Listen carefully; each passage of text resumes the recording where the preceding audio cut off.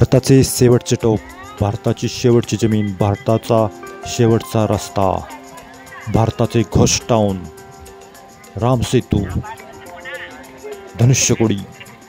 नमस्कार मित्रांनो, मी सदानंद मोरे. माझ्या नवीन व्हिडिओमध्ये आपले स्वागत. आज आपण भेट देत आहोत धनुष्यकोडी या ठिकाणाला.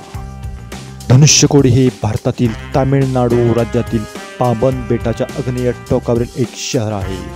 आम्ही हॉटेल क्वीन पॅलेस या ठिकाणाहून रामेश्वरमधून धनुष्यकोडीकडे निघालेलो आहोत. रामेश्वर या ठिकाणापासून धनुष्यकोडी 15 किलोमीटर इतक्या अंतरावर आहे. आपण आता रामेश्वरमधून धनुष्यकोडीकडे निघालेलो आहोत. धनुष्यकोडी एक असे गाव होते जे निसर्ग सौंदर्याने नटलेले होते. या गावाच्या पश्चिमेला अरबी समुद्र, दक्षिणेला हिंद महासागर व पूर्वेला बंगालचा उपसागर. यामुळे या गावाचे स्थळ फार कमी होते. ते भारतातील सर्वात लहान गाव होते. 1914 मध्ये मद्रास ते धनुष्यकोडीपर्यंत रेल्वे सुरू झाली. 1964 मध्ये या ठिकाणी महाभयंकर असे चक्रीवादळ झाले. 21 डिसेंबर 1964 रोजी 400 ते 550 किलोमीटर पर आवर या वेगाने चक्रीवादळ या ठिकाणी धडकले. 22 डिसेंबर रोजी हे चक्रीवादळ तीव्र झाले. वाऱ्याचा वेग ताशी 280 किलोमीटर इतका प्रचंड होता.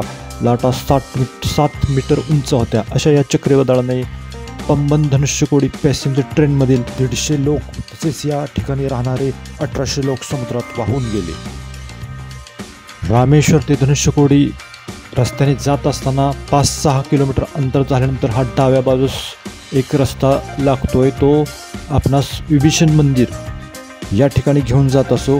या ठिकाणास धनुष्यकोडी तीर्थम असेही म्हटले जाते.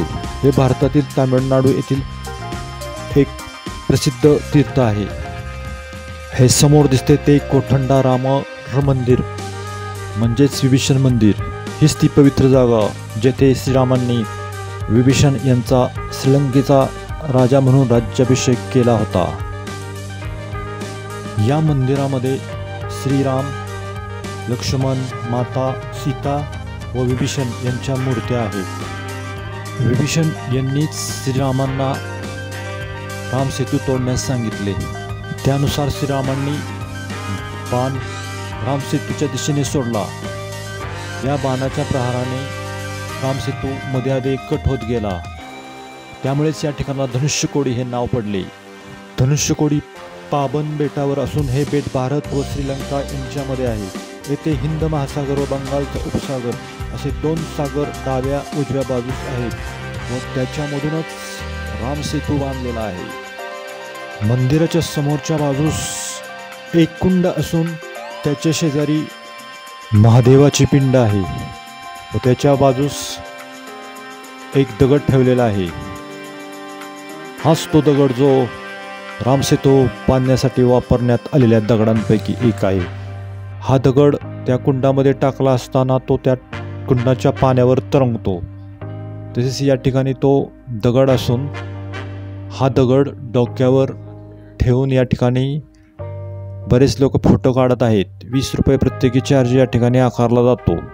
हे कुंड व त्याच्या शेजारी असणारा हा राम सेतू बांधण्यासाठी वापरलेला दगड.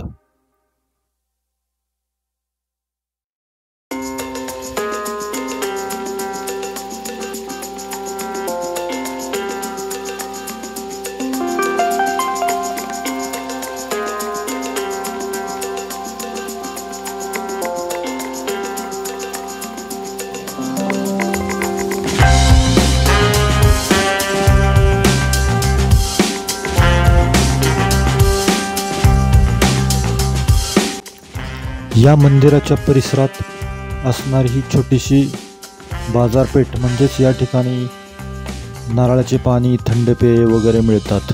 तसेच या ठिकाणी गाड्या पार्किंगला थांबतात.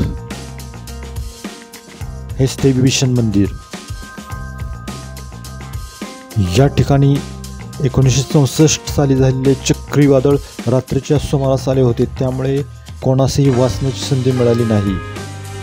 सध्या या ठिकाणी लोक राहत नाहीत. कारण या दुर्दैवी घटनेनंतर रामेश्वरच्या स्थानिक लोकांना या ठिकाणी भूताटकीचे अनुभव यायला लागले. येथे अशी अफवा पसरली की मरण पावलेले लोकांचे आत्मे आजही इथे वास करतात. रात्री ते येथे पूर्णपणे भयान शुष्काट असतो. आवाज असतो तो फक्त तिन्ही सागरांच्या लाटांचा. असा हा भुताटकीचा परिसर असल्यामुळे तसेच वाढत्या तापमानामुळे अंटार्क्टिका खंडातील बर्फ वितळायला लागल्यामुळे पाण्याची पातळी वाढत चालल्यामुळे जमिनीचा बराचसा भाग पाण्याखाली गेला आहे. आजसुद्धा अर्धे धनुष्यकोडी पाण्याखाली गेले आहे. केव्हाही इतर भाग पाण्याखाली चालू शकतो, म्हणून हे ठिकाण धोकादायक राहण्यास अयोग्य आहे.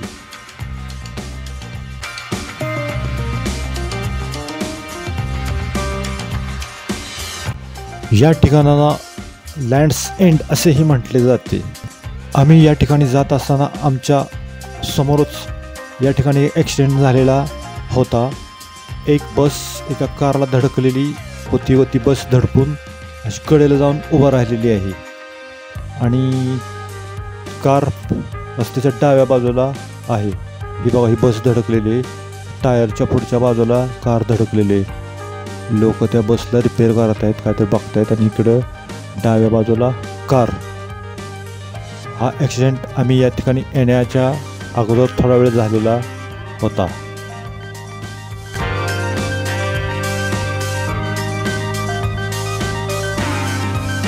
या ठिकाणी पक्के बांधकाम करण्यास मनाई आहे. तसेच रात्रीस या ठिकाणी थांबण्यासही मनाई आहे.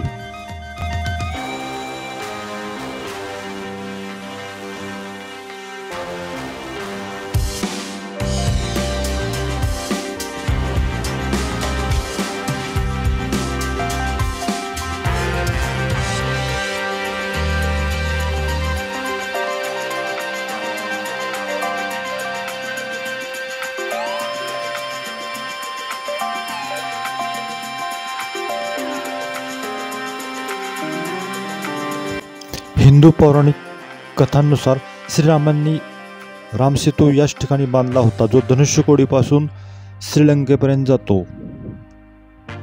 श्रीलंका या ठिकाणापासून 18 किलोमीटर इतक्या अंतरावर आहे. हाच भारताचा शेवटचा रस्ता, हेच भारताचे शेवटचे टोक. याच ठिकाणी श्रीरामांच्या वानरसेनेने रामसेतू बांधला. नल आणि नील हे तो रामसेतू बांधण्यासाठी प्रमुख दोघेजण होते. त्यात या ठिकाणी भारताचे बोधचिन्ह अशोक स्तंभ आहे. भारताचे दक्षिणेकडील शेवटचे टोक धनुष्यकोडी. व्हिडिओ आवडल्यास माझ्या चॅनलला लाईक, सबस्क्राईब करा, व्हिडिओ शेअर करा. या ठिकाणाहून रामसेतूचा काही भाग समुद्राच्या वर व काही भाग समुद्राखाली स्पष्टपणे दिसतो व समोरच्या बाजूलाच श्रीलंका आहे. हाच तो रामसेतूचा वरती दिसणारा भाग.